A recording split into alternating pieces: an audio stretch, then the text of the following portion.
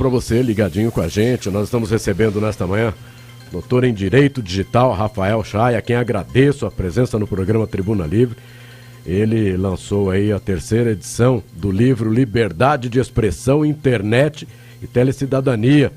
E essa nova edição traz agora capítulos específicos para detalhar o julgamento do artigo 19 do Marco Civil, os inquéritos do Supremo para combate a notícias falsas e milícias digitais, e também um dos primeiros livros do Brasil a trazer um capítulo específico para discutir os impactos do ECA digital no controle informacional. Doutor Rafael, um prazer tê-lo aqui no programa Tribuna Livre, um bom dia. Bom dia, eu que agradeço o convite. E esse livro, né, a 3ª edição, já com capítulos específicos, vamos começar falando a respeito do ECA digital. Certo. O que é que mudou, o que nós precisamos conhecer um pouco mais a respeito do Estatuto da Criança e Adolescente Digital? Bem, ele mudou bastante coisa, para a gente falar a verdade. A lei é a 15.211, ela foi sancionada no dia 17 de setembro desse ano. Vai entrar em vigor só em março do ano que vem, então tem um tempo aí para as empresas se adaptarem. Mas ela define um regime que a gente chama de dever de cuidado. As empresas, elas passam a ter um dever de cuidado sobre crianças e adolescentes. Isso por meio de conteúdos que são publicados, isso por meio de conteúdos que são compartilhados, isso por meio do próprio acesso dessas crianças e adolescentes, que passa a ter agora um controle parental de fábrica, vamos colocar entre aspas, já configurado em nível máximo. Vem a proibição de recursos que antes eram comuns no Brasil, como, por exemplo, loot boxes em jogos eletrônicos. Vem a questão também, por exemplo, de avaliação de riscos de conteúdo, determinando, por exemplo, os conteúdos que não podem ser compartilhados de forma nenhuma com crianças e adolescentes e que poderão ser excluídos independentemente de ordem judicial. Questões, por exemplo, envolvendo discurso de ódio, pornografia infantil, etc. Então, assim, no geral é uma lei muito boa, que vem para complementar o ECA tradicional que nós temos, o Estatuto da Criança e Adolescente que nós já temos. Tem apenas alguns pontos ali que podem se tornar problemáticos a médio e longo prazo. São 3 artigos. Tem um dispositivo que é o que fala da exclusão de conteúdos, que é o 25, se não me falha a memória, porque ele confronta diretamente o artigo 19 do Marco Civil. Então ele bateu de frente com o Marco Civil, e a gente tem que lembrar que a lei foi sancionada antes da publicação do acórdão do julgamento do STF, então não tem nem como usar o argumento de que estava seguindo já a tendência do julgamento, porque não havia publicação ainda. Então, assim, é uma lei que bateu de frente diretamente com o Marco Civil, porque o Marco Civil fala que você tem que ter ordem judicial para exclusão de conteúdo, e o ECA Digital está dizendo que não precisa, ponto final, é notice and take down, ou seja, notificou, tem que derrubar, acabou. O segundo ponto problemático, na minha opinião, é o artigo 31, que fala que agora as empresas elas vão ser obrigadas a apresentar relatórios semestrais de tudo que foi feito na moderação. Só que assim, exigiram o relatório, mas não disseram qual metodologia vai ser aplicada. O que vai constar nesse relatório? Quais são as informações? Qual é a metodologia que tem que ser empregada? Ou seja, é uma burocracia que pode gerar um volume absurdo de informações que a gente nem sabe ao certo quais serão e que no final poderão até não produzir efeito nenhum. O terceiro, na minha opinião, acho que é o mais problemático, que são as sanções. Ele divide 3 tipos de sanção que podem ser aplicadas às plataformas. E aí a gente fala que a gente tem que ficar ligado com relação a esse tipo de lei, porque ela às vezes pode trazer uns cavalos de Troia. E essa é uma das razões porque a gente colocou a lei no livro. O livro trata de liberdade de expressão. O que o ECA digital tem a ver com isso? Bem, ele tem 3 tipos de sanção. Ele tem sanções de advertência, que são de caráter pedagógico. Ele tem sanções pecuniárias, que são as multas que podem ser pagas. E aí ele tem penas de suspensão e bloqueio da plataforma em território nacional. Ou seja, eu posso literalmente banir o acesso de qualquer página no Brasil, se o conteúdo for considerado um conteúdo inadequado para criança e adolescente. Aí você pensa, tá, mas a gente tem que ver o seguinte: a lei ela foca somente nos conteúdos para crianças e adolescentes. Se o site for para adulto, não tem problema. Tem, porque a lei ela fala em acesso provável por crianças e adolescentes. E o que é de acesso provável por crianças e adolescentes? Qualquer coisa. A criança é muito curiosa, né? Qualquer coisa de acesso provável para criança e adolescente. Não importa se o site é um site de notícias, se é um site de conteúdo adulto, se é um site de jogos eletrônicos, se é um serviço de mensageria, se é um serviço de comunicação. Qualquer plataforma se enquadra como sendo de acesso provável. Então, é muito pesada essa sanção. Nem a Lei Geral de Proteção de Dados tem sanções tão pesadas. A Lei Geral de Proteção de Dados ela fala em proibição de tratamento de dados no território brasileiro, mas não em banimento da plataforma. O ECA Digital fala em banimento de plataforma. Por que isso é ruim? Imagina que haja um determinado conteúdo que não foi excluído e alguém vai lá e decide suspender a plataforma por conta disso. São milhões de brasileiros que vão estar sendo afetados por essa suspensão. Ou seja, é uma sanção de caráter coletivo que vai atingir a todos indiscriminadamente. A gente costuma dar o exemplo muito do WhatsApp. O WhatsApp ele é utilizado para compartilhamento de pornografia infantil. Isso é um fato, tem investigações com relação a isso. Aí você vai e você determina o WhatsApp, olha, eu quero que você exclua esse conteúdo. E o WhatsApp, por uma impossibilidade técnica, vai lá e responde, olha, existe uma criptografia de ponta a ponta, nem eu tenho acesso ao conteúdo das mensagens, eu não consigo fazer essa exclusão. Qual vai ser o resultado? Ok, se você não consegue então excluir o conteúdo, então agora o WhatsApp está bloqueado no Brasil. Derruba o WhatsApp. E quem que usa o WhatsApp hoje no Brasil? Todo mundo. Esse é o ponto. Ah, mas isso é exagero. Não, não é exagero. A gente já teve 3 ou 4 decisões já registradas no Brasil em que o WhatsApp foi derrubado. Rafael, tem uma rede social que chama Discord. Sim, é um serviço de mensageria, na verdade. Serviço de mensageria. E essa rede é uma coisa medonha, né? Porque ali você tem grupos assistindo ao vivo cenas de tortura, enfim, é uma coisa absurda. Crimes são cometidos, compartilhados na rede e tal. Num caso desse, onde é público, notório, existe. Essa rede social, ela surgiu justamente com este objetivo, né? Eu vou fazer uma correção. Por favor. Não. O Discord é uma plataforma muito antiga. Ela surgiu como uma ferramenta de comunicação para jogos online. Você vê, aí é que tá. Ela foi deturpada. Exatamente, ela foi desvirtuada. Exatamente, o desvirtuamento. Obrigado pela correção. Então você vê, coisas que surgem para jogos online, sutil. Sim. E tal. O pai, a mãe, o responsável desinformado. Eu tô aqui no Discord. Fazendo o quê? Tô jogando. Ele vai, surgiu. Mas espera lá, que tipo de jogo e que tipo de... Esse é o problema. Coisas específicas que a polícia tem acesso, que os investigadores têm acesso, que a gente sabe que ali é cometido. Como fazer nesse ambiente digital sem prejudicar? Como você citou o caso do WhatsApp. O caso do X, que foi derrubado. Sim. Né? Enfim, plataformas que são o Instagram, plataformas que são utilizadas para emprego, para contato, para fechar negócio, para construir uma economia saudável, solidária, enfim, para as pessoas poderem viver. Como fazer isso nessa questão de um Discord, por exemplo, citando este caso especificamente? É uma situação extremamente delicada. A gente precisa trabalhar realmente a investigação e a responsabilização em caráter individual. Só que a gente sabe que muitas vezes isso é difícil. Porque existem hoje ferramentas de anonimização que permitem que o sujeito ele possa esconder de fato a sua identidade. Tornar anônimo, né? Exatamente. Isso fora os casos de condutas de caráter internacional. Que você tem hoje grupos criminosos que atuam nessas plataformas que sequer estão no Brasil. E aí você pensa, beleza, a solução mais fácil então é derrubar a plataforma. E de fato acaba sendo a solução mais fácil. A minha preocupação é que você derrubando a plataforma ela move as atividades para outra plataforma. E aí você vai levar para outra plataforma, você vai derrubar outra plataforma, vai para outra, derruba outra. Chega um momento que você já não vai mais ter o que derrubar. E outra coisa, a gente também tem que pensar o seguinte. Quanto mais você apertar a própria plataforma, a própria atividade, ao invés de buscar a responsabilização das pessoas, mais você vai empurrar as pessoas para a clandestinidade. Eu vou usar o seu exemplo do X, por exemplo. O X foi bloqueado no Brasil. O que aconteceu? VPN. Exatamente, em 24 horas houve um aumento exponencial do uso de VPNs no Brasil inteiro. Então a tendência é você empurrar as pessoas para a clandestinidade. Desculpa, Binho, você tem uma pergunta, mas só...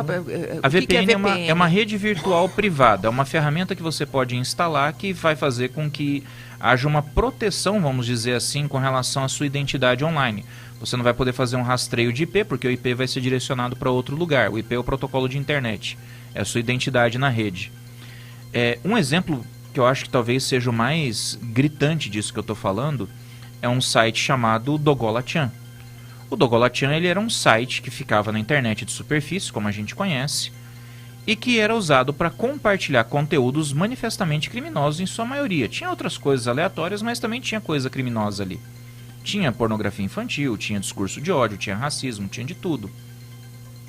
E um influenciador um dia descobriu sobre esse Dogolachan, um influenciador muito grande no Brasil, e falou para os seus seguidores entrarem nesse site para poder derrubar o site, tumultuar o site, etc. E os fizeram uma raid, entraram lá e conseguiram incomodar todo mundo. O que fizeram? Pegaram o site e levaram para a Deep Web.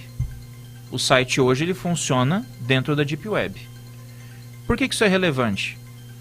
Porque o massacre de Suzano, em março de 2019, ele foi planejado nesse Dogolachan na Deep Web. Ou seja, não só você acabou jogando mais para a clandestinidade, como você ainda acabou radicalizando o comportamento de quem estava lá dentro.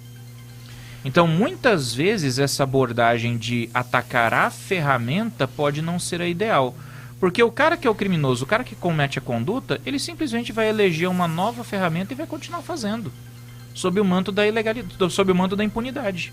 Rafael, esse é o problema maior. Você há muito tempo, há quantos anos você se dedica a essa questão digital? Muito antes de virar... digital desde 2008 eu comecei a pesquisar. Há muito tempo que eu conheço o Rafael, fui professor com ele na Católica, e acho que eu vou te perguntar, daria um seminário um pouco nessa linha da Carmen, mas já aproveito, eu estava vendo aqui agora, a Austrália proibiu, né, acesso, quem tem até 16 anos não pode acessar Facebook, não sei se Instagram, qualquer TikTok, rede social. Até 16 anos a Austrália proibiu. Isso vai acontecer no Brasil. Então, eu queria que você fizesse um balanço, né? Porque, veja, a gente fica angustiado, quer regulamentar, ao mesmo tempo você sempre aponta, olha, às vezes a intenção é boa, mas o resultado pode dar, não é o que a gente quer. Enfim, de tudo que você viu na Europa, Estados Unidos é mais liberal, aqui no Brasil, que balanço... Insisto, eu sei que a minha pergunta daria para você fazer um seminário. Não, tranquilo. Mas se você puder errado, eu resumir, que balanço que você faz? Nós estamos correndo atrás da tecnologia, é possível... Prometo ser objetivo, tá, vamos por favor. E aí, já aproveitando, respondendo ao Benhur, quem é que fiscaliza tudo isso para que as pessoas também que estão nos ouvindo entendam? Tá, essa aqui eu já vou responder que é mais rápida. Quem foi eleito para fiscalizar o ECA Digital foi a ANPD, que é a Agência Nacional de Proteção de Dados. Ela agora foi elevada a status de agência, ela virou autarquia. Isso me preocupa um pouco, porque a ANPD ela já é responsável pela LGPD. E agora vai ser responsável também pelo ECA Digital. Então eles vão precisar obrigatoriamente ampliar e rapidamente a equipe para dar conta desse volume de trabalho. Mas quem vai fiscalizar vai ser a ANPD, a Agência Nacional de Proteção de Dados. Com relação ao balanço, vamos lá. Essa pergunta é legal, porque a gente tem visto bastante uma coisinha chamada Síndrome de Estocolmo. Já vou falar, Síndrome de Estocolmo não, Bruxelas. Estocolmo é outra. Síndrome de Bruxelas. Bruxelas eu não conheço, Estocolmo eu conheço. O que é a Síndrome de Bruxelas? O que é Síndrome de Bruxelas? Síndrome de Bruxelas é quando você pega legislações de outros lugares e você traz para o seu ordenamento com pouca ou nenhuma modificação. E muita coisa do digital no Brasil tem sido feito dessa forma. A gente tem visto muita legislação relacionada ao digital aqui no Brasil sendo trazida diretamente de outros países, especialmente Reino Unido e União Europeia. O ECA Digital ele é muito parecido com uma legislação que foi aprovada para menores, crianças e adolescentes da União Europeia e no Canadá. Ele é muito parecido mesmo. Então, quando saiu essa notícia de que a Austrália estava reduzindo a idade para usuários de redes sociais, aumentando no caso, né? Menores de 16 anos não podem ter redes sociais. Na hora a gente observou e falou, isso vai ser uma tendência que vai chegar no Brasil. Por quê? Porque o ECA Digital ele deixa bem claro. As redes sociais elas vão ter agora toda uma responsabilidade sobre os conteúdos que podem ser direcionados, que são de acesso provável, por crianças e adolescentes. Quem é criança e adolescente segundo o ECA? Quem tem até 16 anos. Primeiro efeito que a empresa vai fazer para tentar reduzir a responsabilidade dela. A partir de agora, quem tem menos de 16 não entra. A partir de agora, quem tem menos de 16 não entra. Então esse impacto já era esperado. Agora, a gente está numa corrida de gato e rato. A gente está tentando regular coisas que já existem e que já têm um comportamento atávico dentro da sociedade. A sociedade já tem um uso contínuo para aquilo. A gente está falhando num ponto grave. A gente tem que pensar na regulamentação? Claro que tem. A gente não pode deixar o troço solto. Mas a gente precisa de letramento digital. A gente tem que ensinar as pessoas sobre educação digital. Por quê? Porque você trabalhar só regulamentos sem letramento digital é a mesma coisa que você pegar um município em que ninguém sabe dirigir e encher de placa de trânsito. Esse é o ponto. Regulamento sem educação não adianta nada. Ele é inócuo. Letramento digital já devia estar sendo levado para as escolas, já devia estar sendo levado para as universidades, já devia estar sendo levado para a sociedade há muitos anos. E a gente não discute letramento digital, a gente não discute isso. A gente discute regra para a liberdade de expressão, regra para o ECA, regra para o comércio, regra para a inteligência artificial, que é o PL 2338 agora. A gente está botando regra em tudo, mas as pessoas não têm educação digital para poder compreender e seguir essas regras. Uma coisa que eu vejo, você falou de inteligência artificial, no Instagram, quando a gente que tem as redes sociais, ou mesmo quando você não tem, você recebe sugestão de vídeos. Eu confesso para você, tem vídeo que você supõe que seja inteligência artificial, principalmente com bichinhos, assim, sabe? Eu recebo muito, eu vejo muito vídeo de bicho. O tigre chegando perto da casa da pessoa, aí atacando o cachorro, aí o cachorro vai e espanta o tigre. Isso para uma pessoa com menos filtro, né? Menos filtro, eu paro para pensar e falo, mas é perfeito. Enquanto tá falando de bichinho, é uma coisa. Mas nós vamos entrar numa campanha política ferrenha em 2026. E pode esperar que vai ser terrível. Aí é que eu pergunto, qual é, como você falou, né?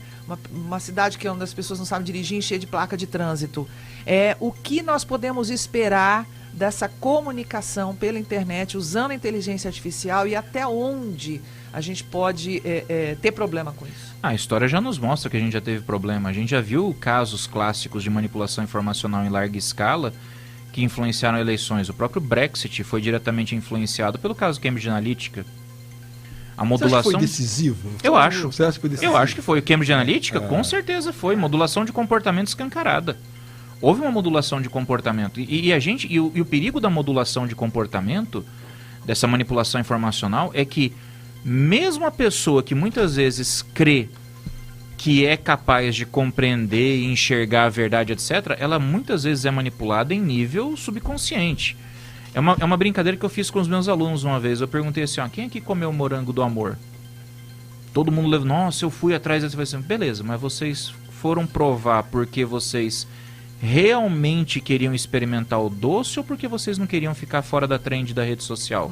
Porque estava todo mundo publicando. Aí teve um aluno meu que falou assim, pois é, professor, eu comprei e nem gostar de morango eu gosto.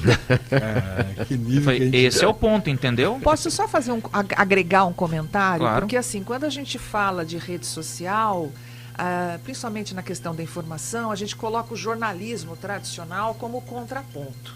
A BBC está passando por uma crise terrível de credibilidade por manipulação de informação comprovada. Sim. A cada semana, 2 ou 3 reportagens são refeitas, são trazidas à tona, e um dos grandes escândalos é a manipulação do discurso do Trump. Que eles fizeram um corte. Para parecer que ele estimulou as pessoas. Para parecer que ele estava estimulando. Eles fizeram um corte de 40 minutos para parecer que ele estava estimulando a ida ao Capitólio. E ficou comprovado isso. O diretor da BBC pediu demissão. BBC, hein? Uma empresa televisiva, um grupo de comunicação fortíssimo, tradicionalíssimo. Então, esse contraponto do jornalismo tradicional às redes sociais. Para poder encerrar, quem está interessado no seu livro, o que faz, né? Você já falou que está esgotado essa primeira tiragem. A primeira tiragem tá, mas ele está disponível na editora Mizuno. A editora Mizuno está vendendo a Liberdade de Expressão, Internet e Telecidadania. Também já está disponível na Amazon. Agora na Black Friday, inclusive, está tendo umas promoções aí, tá com preço mais barato, mas assim, é um livro que eu acho legal as pessoas lerem, até para elas entenderem melhor um pouco a importância da internet como ferramenta para exercício da cidadania. E aí o senhor falou, é bom as pessoas lerem. É de fácil entendimento? Para quem não tem, né, muita habilidade, não tem muito conhecimento. Ele é um livro que, inclusive, ele recebeu um selo de série acadêmica. Então ele é voltado para quem está começando realmente os estudos na área jurídica. Seu livro? O preço de lançamento foi R$ 77,00, agora está com descontinho, então Acho que dá para achar por uns 60 e poucos. Gente, vale a pena investir. É investimento. Isso aí realmente importantíssimo. O livro Liberdade de Expressão, Internet e Telecidadania, do doutor em Direito Digital, Rafael Chay. É só você procurar aí que você vai encontrar e já para adquirir. Mais uma vez, muito obrigado pela participação. Pela produção. Exatamente. Né? Que não é fácil. Há muitos anos. Não é fácil. Não, e o Rafael é um cara extremamente acessível. É verdade. Né? A gente chama para entrevista, ele na primeira oportunidade ele vem. Eu acabei nem assistindo, que tinha que viajar, mas ele atendeu um pedido nosso na Secretaria de Assistência Social e Direitos Humanos e deu uma palestra para as OSCs, né? Sobre a questão digital. Foi bem interessante mesmo. Mas isso faz parte do letramento digital que eu acabei de falar. Exato. Se a gente não levar o conhecimento para as pessoas não vão buscar as fontes para acessá-lo. Então a gente tem que levar de alguma forma. Mas olha, tem uma triste notícia pro Rafael. Eu consultei aqui o ChatGPT. Parece que o Palmeiras vai ser campeão. Aí eu tenho uma triste notícia pro Benhur, que o ChatGPT é a IA que mais alucina. Fazer o que, né, seu Benhur Ferreira? Então... Tinha que poderia sair para viajar. Não é só esse presidente que alucina, não. O ChatGPT também alucina. O ChatGPT é o que mais alucina, então... Então quem vai ser o campeão aí? Vamos esperar, né? Eu não gosto de cantar a vitória. Melhor, né? Dá uma zica isso aí, não. A gente espera quieto. Agradecer aqui ao doutor Rafael Chay. Poderia viajar sem essa, né, Benhur? Mas foi cutucar com com vara curta, é isso que dá. Estamos indo embora. Posso ir, né, Pedrinho? Depois dessa é melhor, né? Por favor. Bom dia, Mato Grosso. Até em mim. Tchau, tchau.